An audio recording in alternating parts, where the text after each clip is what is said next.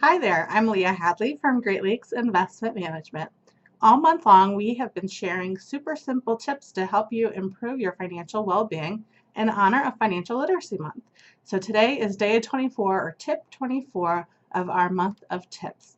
And today's tip is to have an emergency savings account that is 3 to 6 months of your living expenses.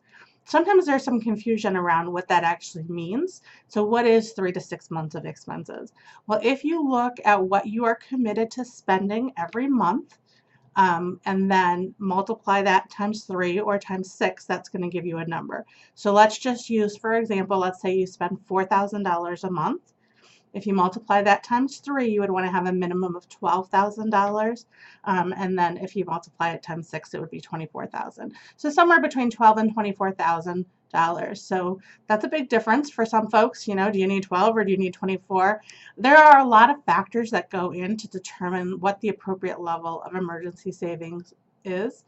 I always consider it to be almost like your own personal insurance policy.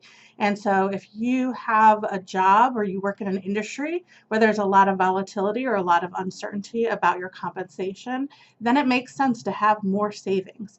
If you are single and you don't have another person who you can depend on, it makes sense to have more savings.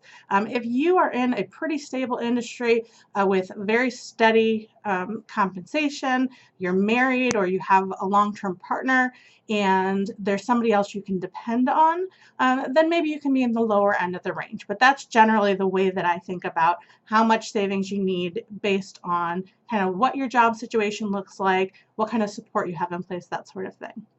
If you have questions about how much you should save, don't hesitate to reach out. And if you need help coming up with a savings plan, we can help you with that as well. If you have tips you want to share for Financial Literacy Month, I hope you will share those in the comments below.